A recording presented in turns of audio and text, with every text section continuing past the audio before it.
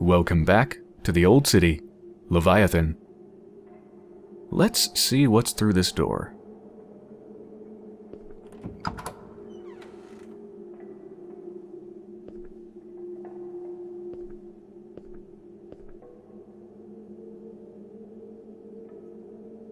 It looks like I'm so close to the outside world. I mean, that's light from outside.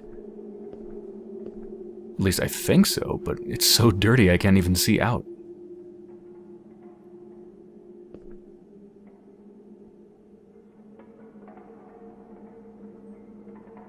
Because so far I've been entirely cooped up inside. I want to see out.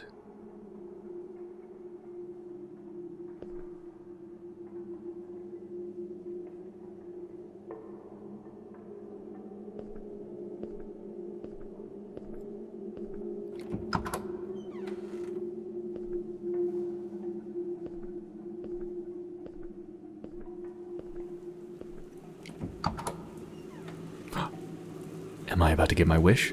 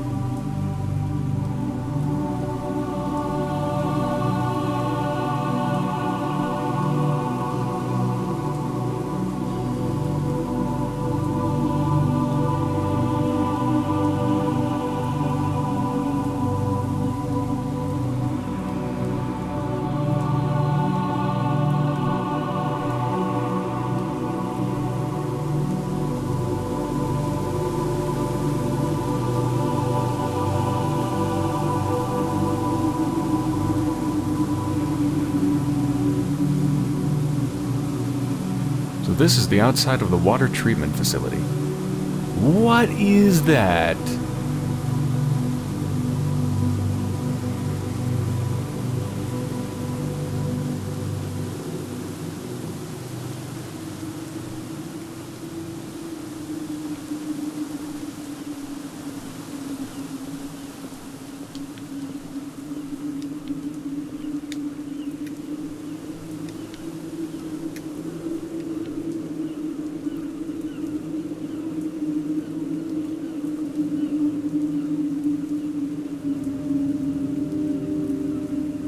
Completely silent. I'd expect heavy thumps in the distance from such a massive creature, but it's completely silent.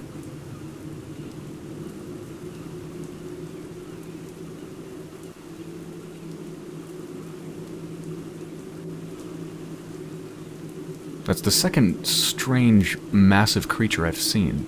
Is that a vision, or is that just... I mean, I don't know. It said at the beginning of the game I can't trust the mind of the person whose body I've inhabited. Could easily just be a delusion. But then again...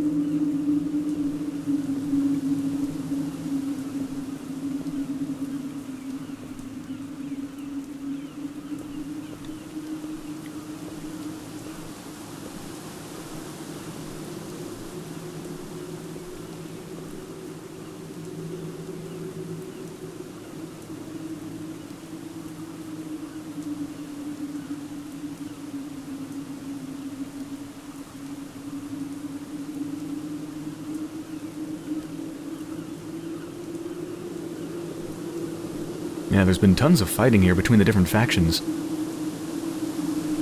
What is it? The Guild is definitely one of them. Isn't another one the Order? And these are definitely World War II era kind of weapons. And I think that might actually be an M1 Garand.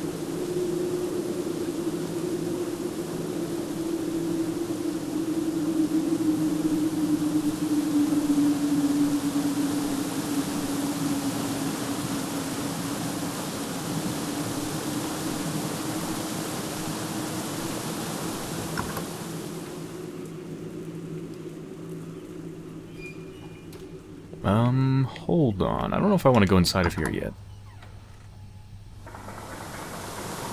Let's explore the outside world first.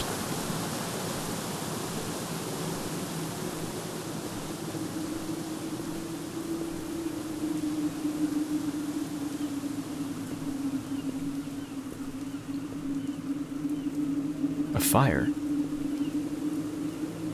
Somebody must have lit that recently. So somebody was here?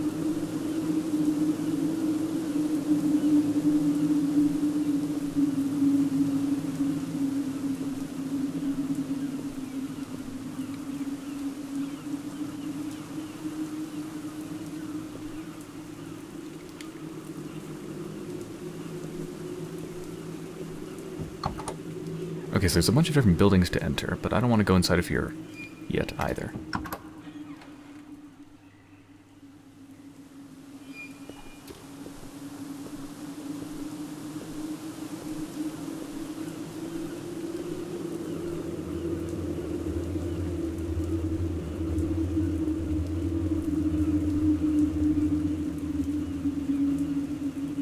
Subway access. Okay, so this is probably where I'm supposed to go to continue to the next level.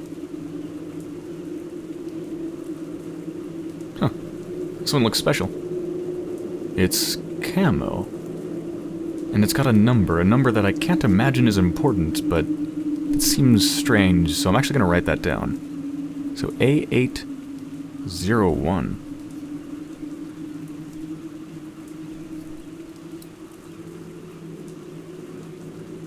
That's weird, though. The fact that it's different from the rest and has a number on it. It's very suspicious. So far I've seen nothing to indicate that this game has puzzles of any real sort, in terms of like entering codes, so I can't imagine how that'd be important.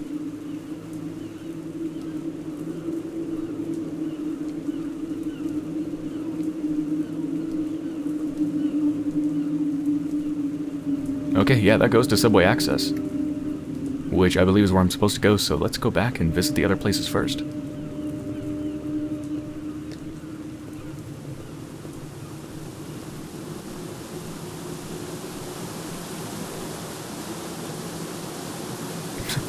A fast food drink container. And some tuna, I think?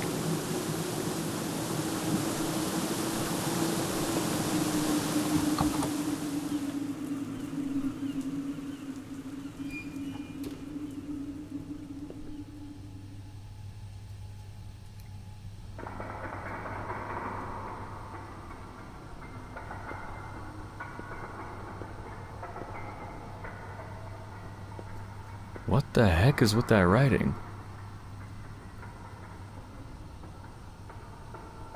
Here the N? It's obviously incomplete. Or jumbled up or something.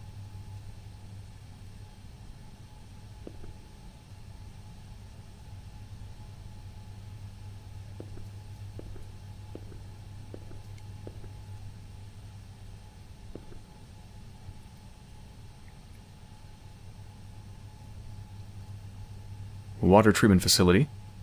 Intelligence. Investigator missing. Order operative Solomon, possibly within ranks. Proceed to northeast docks. After securing, investigate ranks. Possible assassination attempt. Proceed with extreme caution. Greater Eye is watching.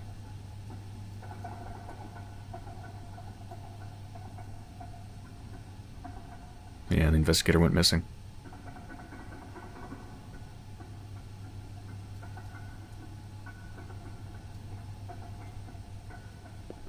I wish there was a way to access all the notes that I've found so far. There's no way to do that, right? No, there's just Solomon's notes. That'd be nice, because I'd like to kind of like cross-reference some of these things with the things I've seen in the past, but that's really difficult.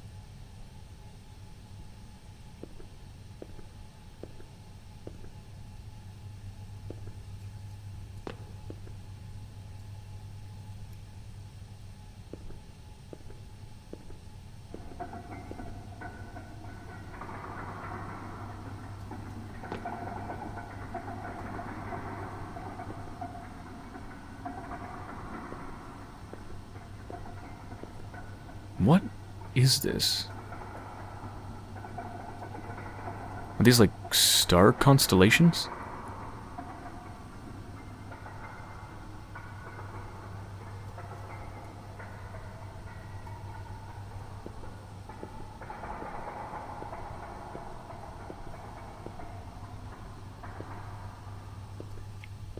I can't do anything with this, can I?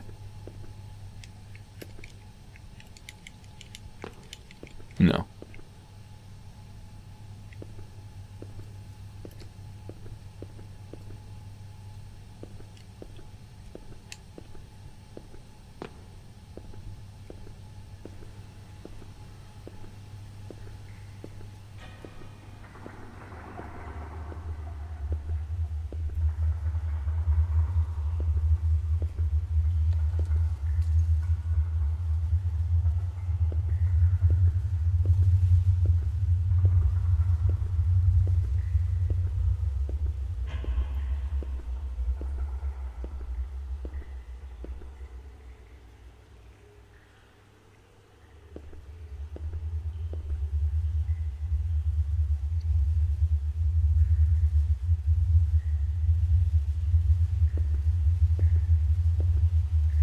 This place is kind of eerie, but it's also surprisingly well lit.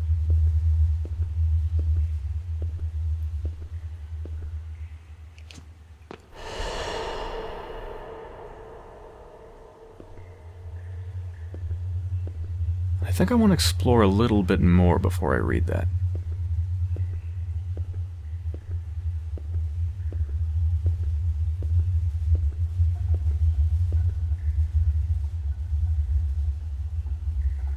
Was that a symbol of some sort?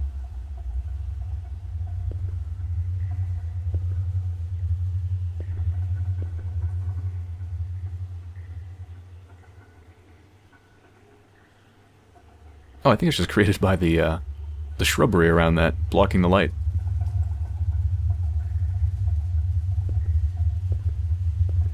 I feel like there's something here. I feel like there's something in the tunnels with me. Something's gonna pop out.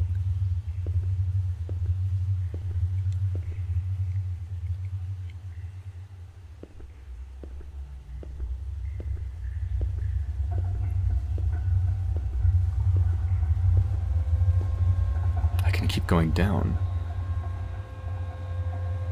Oh, look at all those eyes.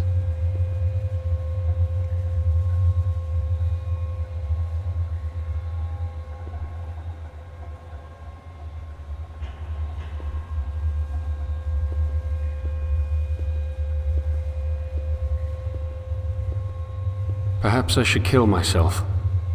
It's a rather funny thought, actually. The standard reason for suicide entails depression.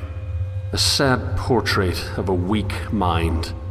But my desire for death is far more utilitarian. I feel as though I am useless.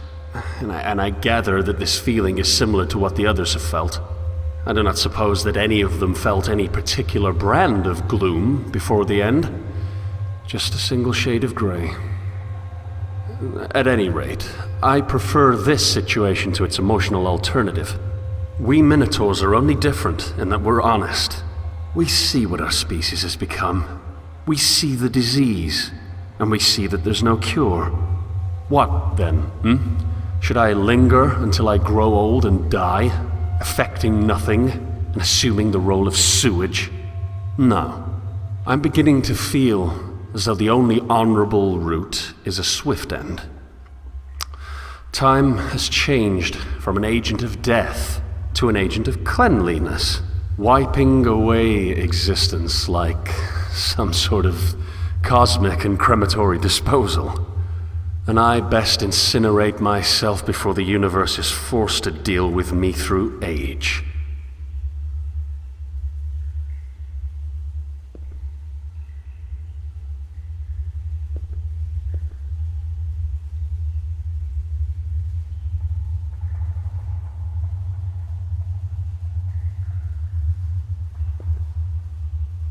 So I think that's a message from somebody who does not like the guild. My eyes suffice. I think they're saying, I don't need a greater eye. My eyes are just fine.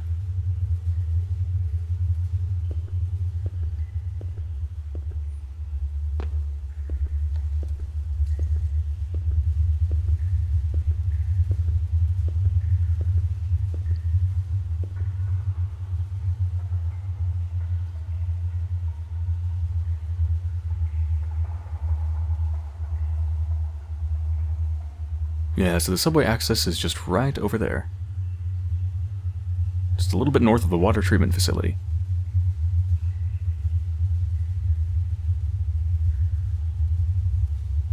And again, it looks like the subway takes me to Dock 2. Judging by the dotted line.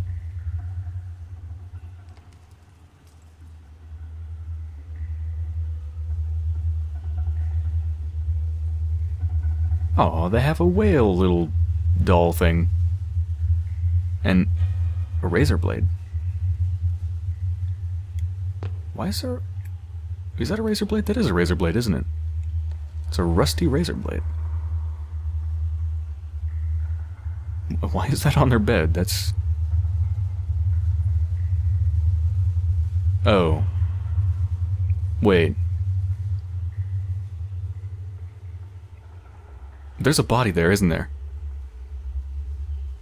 And I'm just imagining it as if there isn't one. I think somebody cut their wrists and he just can't handle the fact that they're there. I guess maybe we'll find out.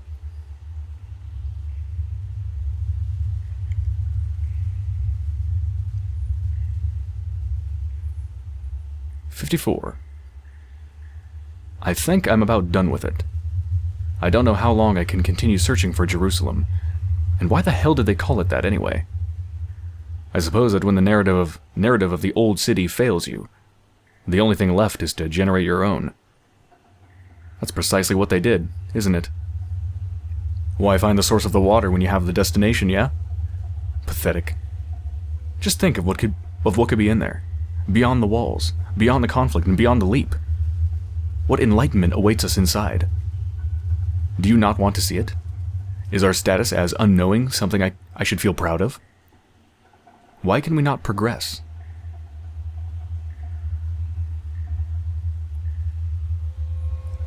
I'm sick of living off of charity water. If the water from the inland really is the only viable option for sustenance, I would rather die than continue to exist with the same unchanging fruits of an undiscovered tree. Shall I brave the unclean waters? Let us see how impure the swill really is.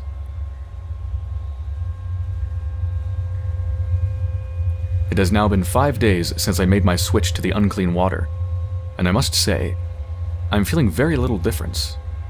If anything, I'm slightly disappointed. I was expecting some massive psychological change, some shift from my original consciousness. I now feel almost no allegiance to the unknowing or their ideas, but that could simply be because of my recent frustrations with them, rather than the clean water being in some way the source. Is this it, then?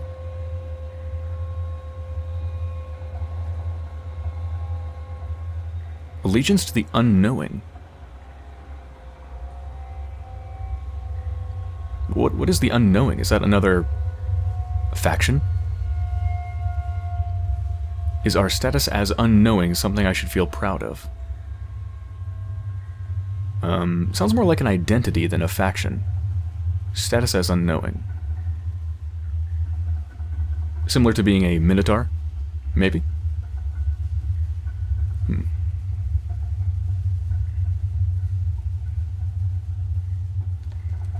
And I remember one of the early notes mentioned somebody switching over to the unclean water. Maybe this was them. Again, I wish I could pull up those notes, but I just don't have any way to do that.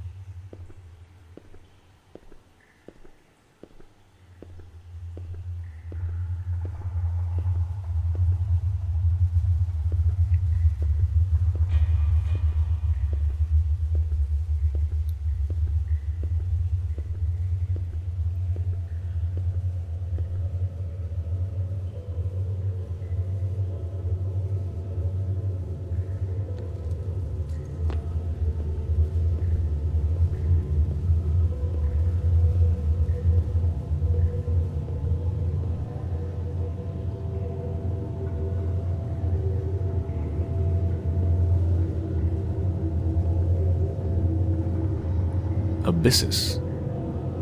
Is that going to switch over when I get closer? Yes. The deep. So somebody was saying, I believe somebody in the comments for one of the previous episodes was saying that the text before it changes to English is actually Latin. So I think that's Latin. And it just switches over to the English translation. So apparently the translation for Abyssus is the deep. Which sounds about right to me. The abyss, the deep.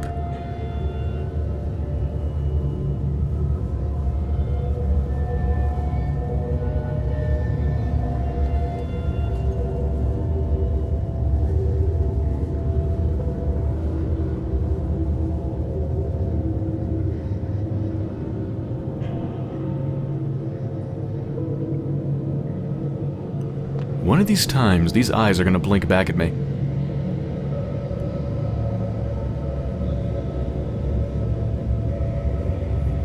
"15 days in and still no effect. A sham, then, yes? The waters from the inland are no different than the waters of Sheol? Incredible. Truly incredible. Here I sat, wasting away, thinking that the inland could provide us with some new perspective, some enlightenment, some answers. But no. The inland is just as pointless as the rest of it. The world has truly fallen, hasn't it?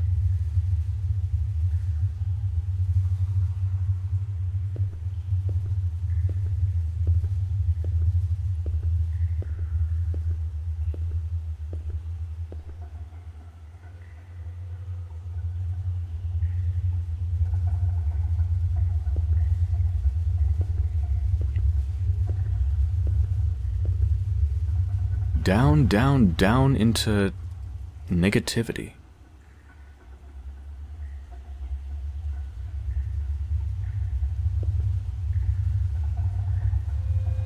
It has now been 3 days and 3 nights since I started drinking from Sheol, and I must say, I feel fantastic. I feel like a new man, a changed man, a man with no purpose, and a man on the edge of suicide. Is it not wonderful? Look around you. The lack of all things, meaning, reason, all gone. Isn't it truly amazing? I have never been happier, you know. If only the others knew how pointless the inland waters were. If only they could hear the beauty of nothingness calling us from distant shores.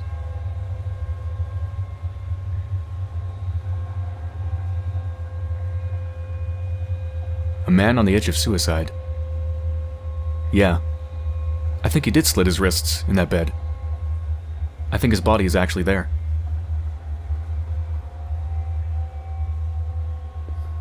I just need to force myself to see what's actually there. Break him out of his delusions.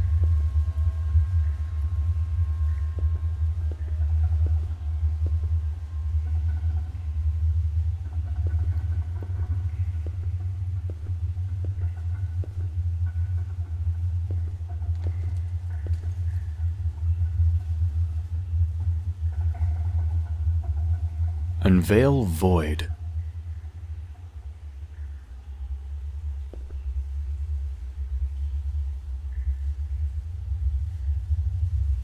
That's not a symbol that's normally on these blocks. That's a Greek symbol, isn't it? I think.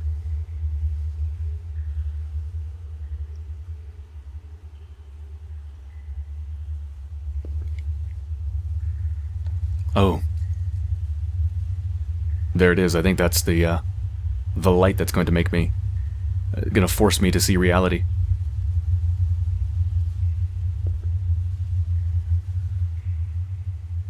What the hell, the number of this note?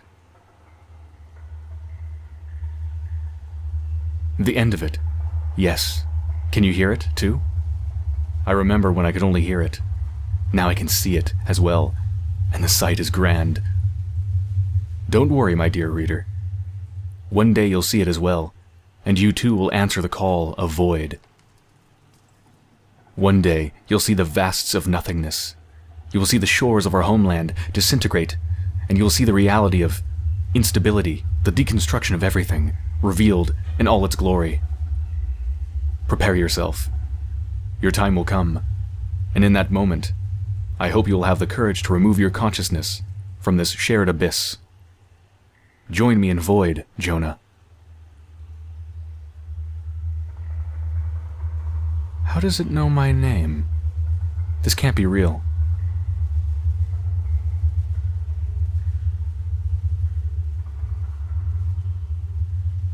It says, "My dear reader." As if at that point, they didn't know who was going to be reading it, but then at the bottom it says Jonah. That's weird.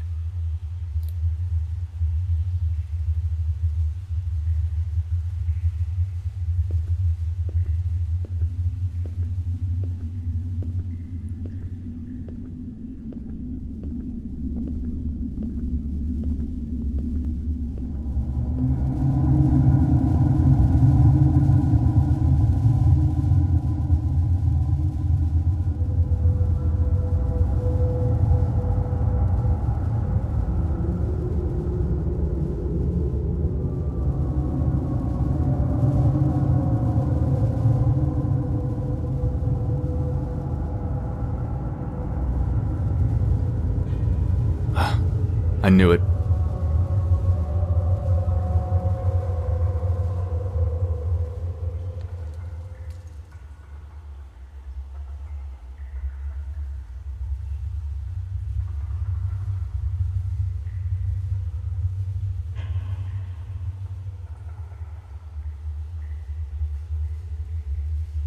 The symbol changed. Before it was just like a chalk outline, and now it's filled in and dripping with blood.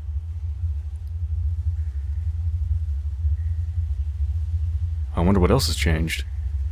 The notes? No.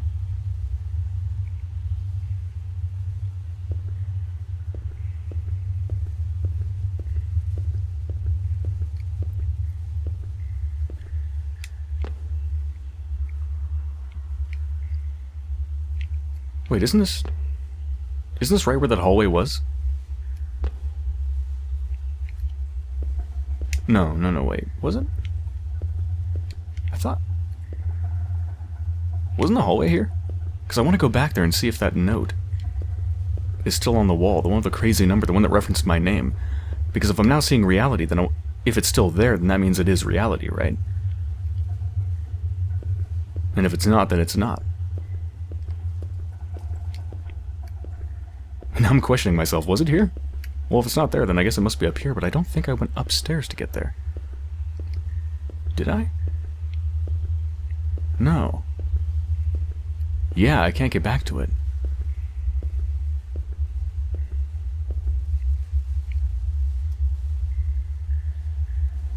Okay, which way have I not been? Have I been there? Or is that where I came from? I think that's where I came from. So then what's up here?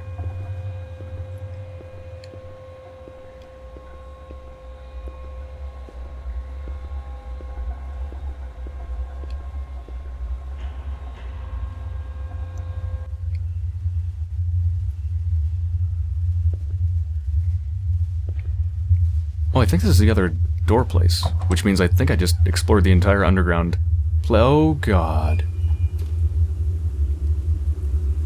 Right. They weren't shooting at nothing, they shot each other. Which means of course there's bodies left. I didn't even think about that. Shit. Oh my god. They've been here long enough to start decomposing, but it hasn't been that long.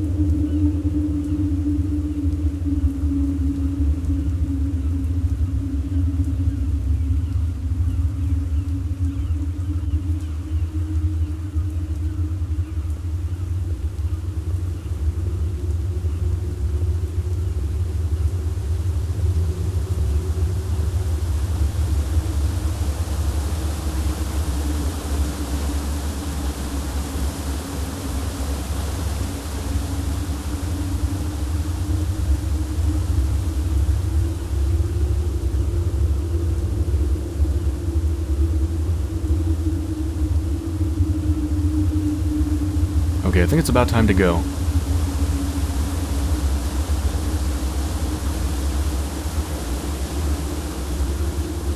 But I still have that note to read. Let's get somewhere a little less disturbing. Don't really want to be out here. Let's hang out by the door. Okay. Alright, let's check out the note.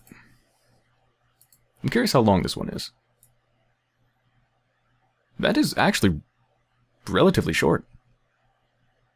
This game is conditioning me to see this as short.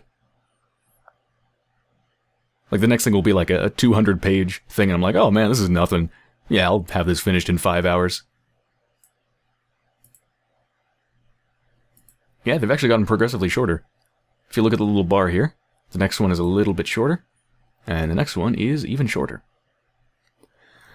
Okay, so let's read it. An Uncertain Voyage. Note 5, 25th of January. Humorous, yes. Hilarious, even. That it took a dream, an entirely illusory and fantastic concoction of my own mind, to initiate movement.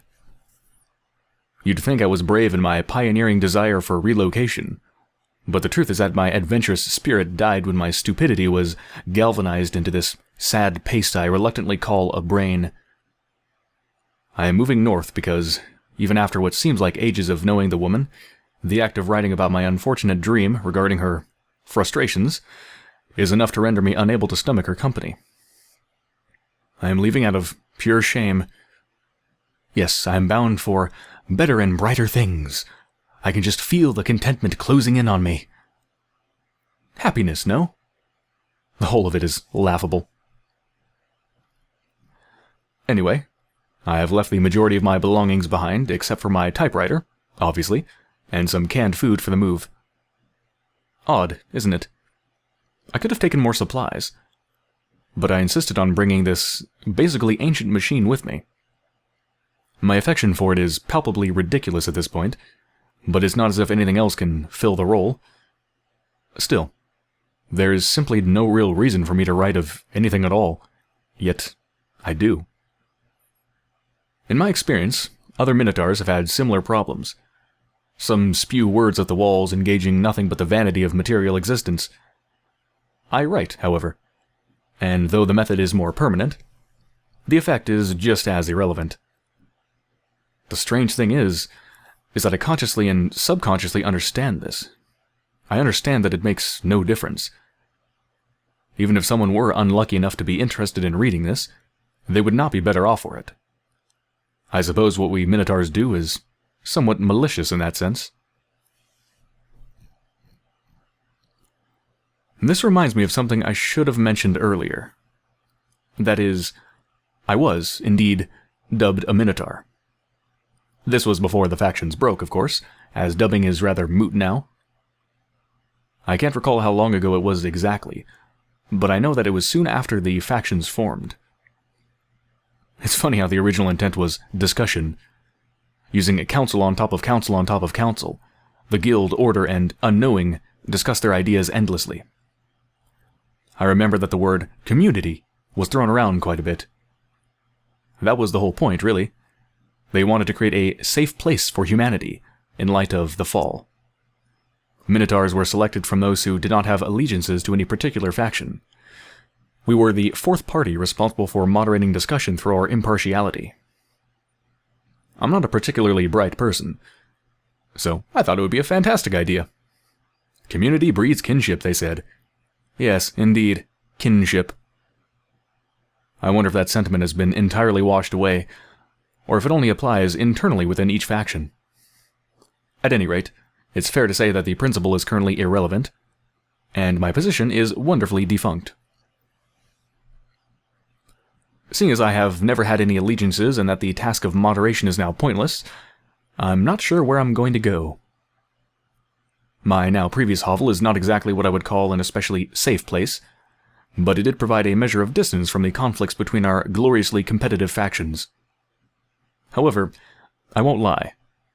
I do absolutely adore the prospect of an uncertain voyage. Travel is one of the few things in the world that almost makes life worthwhile. I should note that I do not mean the sort of nonsensical sightseeing that people often engage in while the world still had structure. These little vacations always confuse me. Why travel to something you know or planned? Is the objective simply to escape? Why leave for such a short time only to return to the familiar? Instead, the travel I always loved was a travel involving places I had never felt, regardless of their size or their status as monumental. It is an almost nostalgic experience, yet it is entirely alien. The billowing winds of open air in the background of my memory, those terrifying uncertainties calling me forward into a new world of discovery, and the knowledge that I will not be returning to any such construct as a home creates a collective feeling that is invigorating to the final seconds of movement.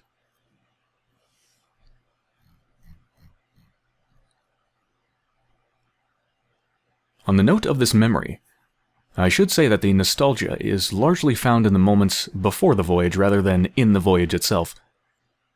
There is a brief interim between worlds where one's psychology is trimmed down into something that, if I may be so stupidly optimistic, is better than it was before. In remaining in one place, even if one is said to be happy, perhaps even content, the lack of movement gives way to stagnation, and upheaval is often necessary to enact growth through subtraction. Additions are made to one's psychology, for better or worse, in a given area, and the trimming process is best visually manifested in the dwindling amount of baggage sitting in front of the traveler between one place and another. It is in this moment, my dear reader, that the nostalgia lies. The feeling resides in the moment between the old and the new, where your belongings sit in front of you and force you to consider just how much of it you really need. I hate it. I appreciate the trimming itself, but the feeling of nostalgia that accompanies it is something I have grown to loathe. I was always told that nostalgia is a sort of pure and undefiled emotion that is, in essence, the most precious experience known to man. I was told that nostalgia is the recollection of a good memory. For ages, I thought that I had simply never experienced it, much less held the sentiment. The majority of my memories are either embarrassing or mildly traumatic, though I am in no position to assume the role of a victim, as all people have received their ration of unfortunate times. The good memories are only good in the sense that I remember myself feeling happy from what I can only describe as a third-person perspective. That is to say, in remembering the good, I have never once felt it return to me like the taste of wild blackberries picked from my backyard as a child, my mind straining to emulate the sensation, if only for just a moment. These memories have never once been that visceral or sensory.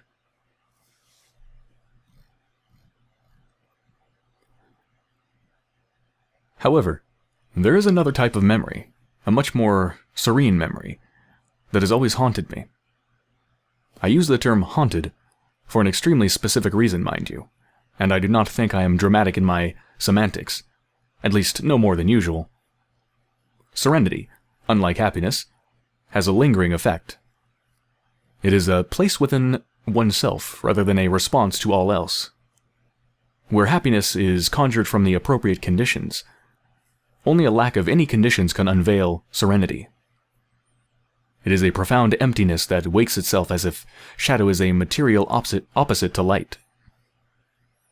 Serenity is so inescapably empty that it makes emptiness itself seem like an object, a force. It is those depths of the human mind that we once called the soul. A terrible place with a seductive power of calm. It creeps up to my conscious self in moments where there are no external forces to guard me. Sadness, happiness, anger, and all of the other responses to our environment act as flimsy shields against a force so great and terrifying that it should never be allowed to see the light. It should be suppressed, lest it take hold of our consciousness with the truth that nothing truly matters. It unveils void, you see, and that is a gray reality that should never be entertained.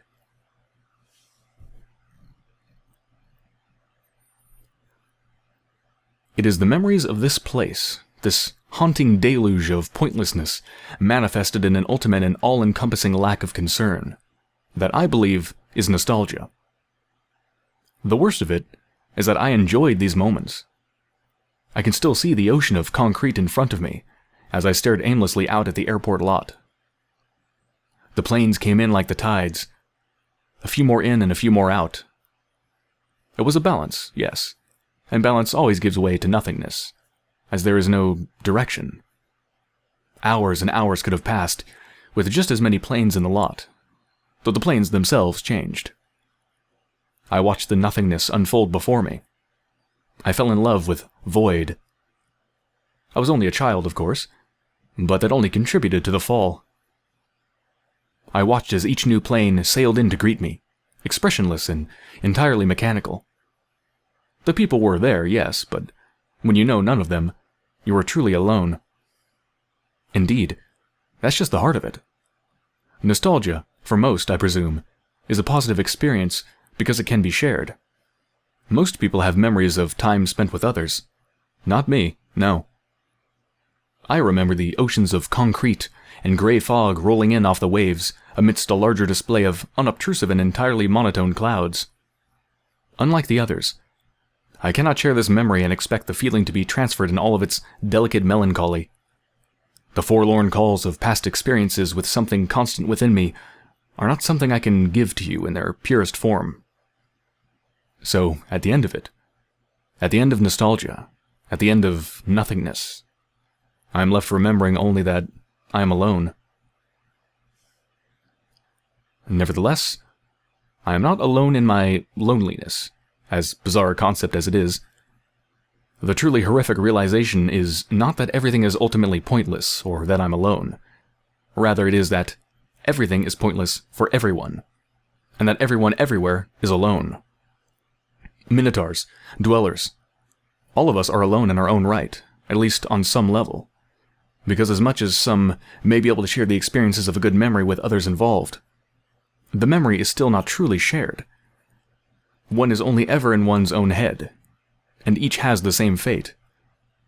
A simple and obvious truth, yes, but our propensity to accept the self-generated lie of substance makes the reminder as necessary as it is cruel.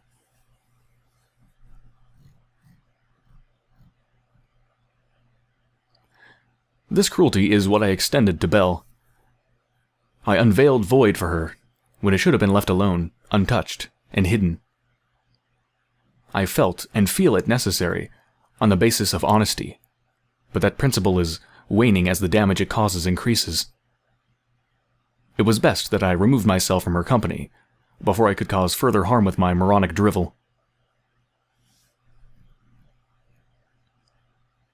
Note 6, 27th of January. These dreams keep happening to me. The odd thing is that this particular dream was not a nightmare. It was a good dream, an almost comforting experience cut short by the violent rupture of competing realities we call waking up. But I should give you context. Before I slipped into the world of the mirrors, I was spending an unhealthy amount of time thinking about how I had left Belle. I know it is nonsensical that I'm obsessing over my behavior, as I'm already miles away from my original residence, but it is not as if there are any other topics to occupy my mind. Thus, here I sit on this beach, wondering if I'm profoundly evil or just moderately horrible. You see, I never told her that I was going away. I knew she would throw a fit, not understanding that it was for her own benefit. But I still wonder if the lack of communication was entirely necessary. I know she must be in tears over this, not because I'm an especially good friend, but only because I am one of her few friends. This fallen world does not offer much in the way of company, as you well know. Then again, I told her several times that I had been planning to move north. She never seemed to take the notion seriously. I still don't know why that is. Perhaps she thought I was too cowardly to initiate change? In that case, she's entirely correct. I am a coward. And it is ironic that this exact cowardice is what caused the move. Funny that she thought it would prevent it. Anyway, the point is that she knows where I'm headed, so if she really felt so terrible about my leaving, she could easily follow me. What a terrible thing to say. She has other considerations. As far as I know, her alliance is with the Order, and her current position is in guild territory, so the move would be absurdly dangerous. Plus, who am I to think that my friendship is worth anything, much less her chasing after me? Nonsense. I'm sure I barely left a mark on her emotions. In this way I will be unable to damage her psyche further.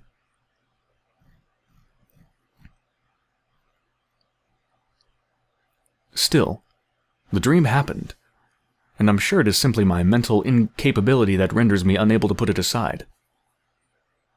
I was standing in some sort of arboraceous tunnel, the sort of thing you imagine in a fairy tale from the times of old, where the woods enclose a path as if trying to suffocate the life out of it.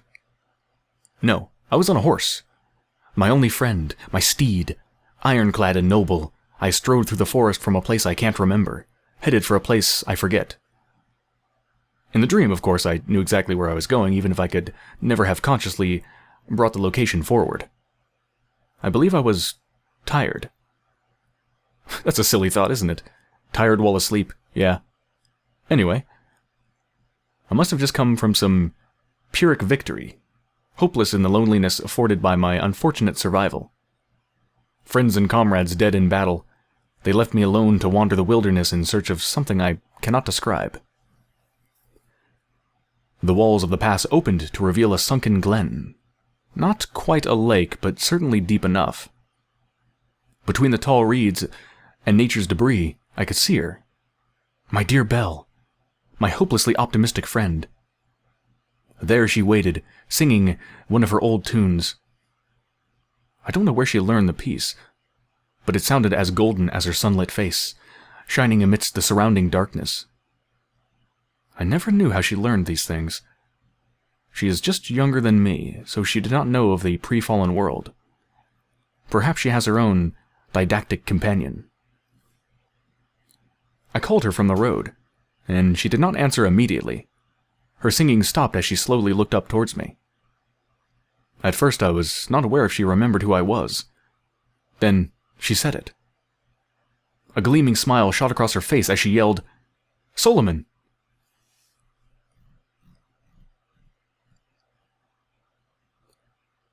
I'm not a happy soul by any means, so internal warmth is always a strange sensation. It captures everything else like honey or molasses. All of the great fears, the misanthropy, and the gray of my life are subdued under the weight of a sugary, sweet realization that someone, another human being, against all odds, reason and reality, has the ability to care. It is a precious break from realism that I feel the need to nurture. She made her way towards me gently, and it seemed as if the details of the earth, the small bits and pieces of greenery around her person, were completely unaffected by her movement. If there was any less commotion, I'd have thought she was ethereal, nothing but a projection of my insecurities. The timing, reader. The timing is what clung to me. The slow movements of her head, tilting just so.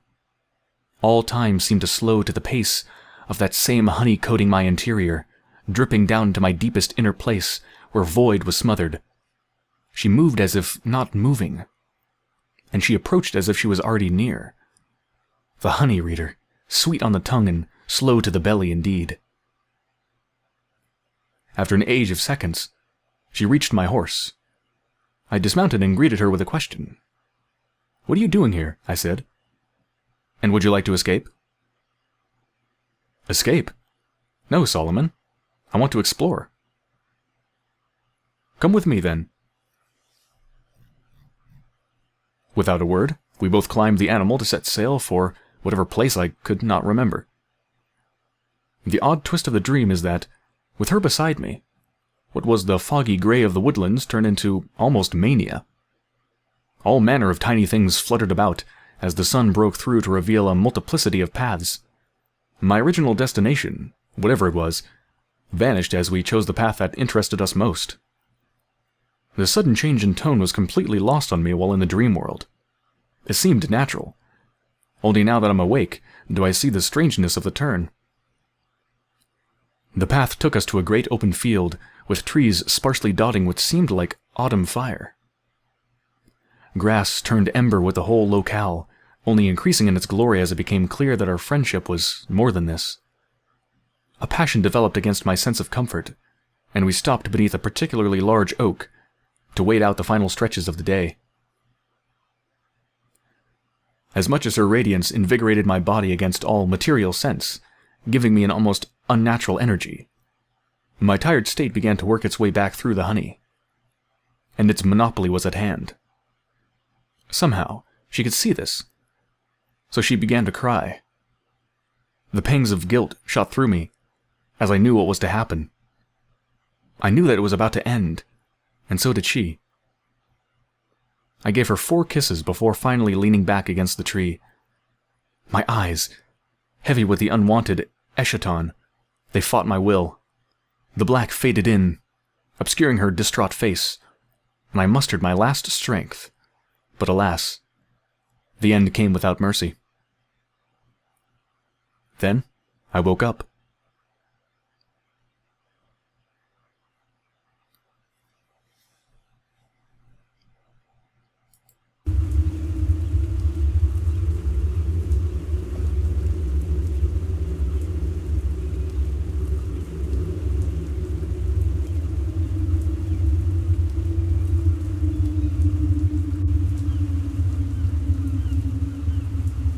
That story combined with a disturbing, almost unearthly groan that I hear around this place and all of these bodies is... it makes for a weird combination. The dream was almost sweet, but then ended sad.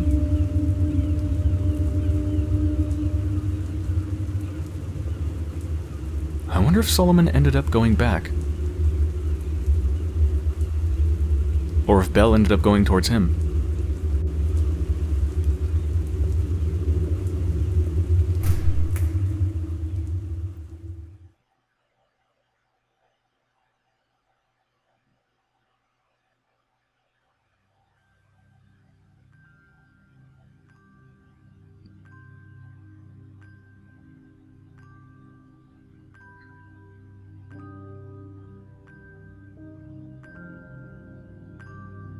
I don't know why we exist in self-destroying structure. We all share a fondness for that which is correct, and we're all certain that we have it.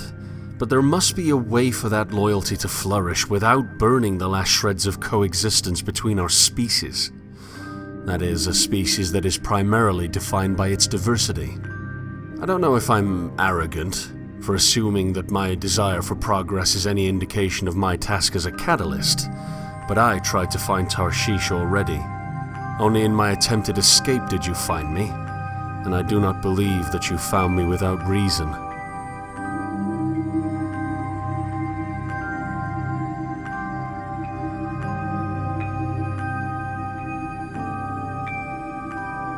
Back to my childhood room, my place of comfort.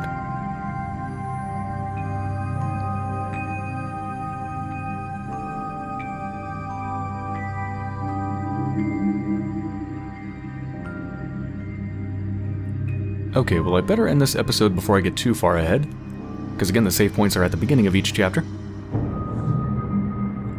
So I think I will end this episode here.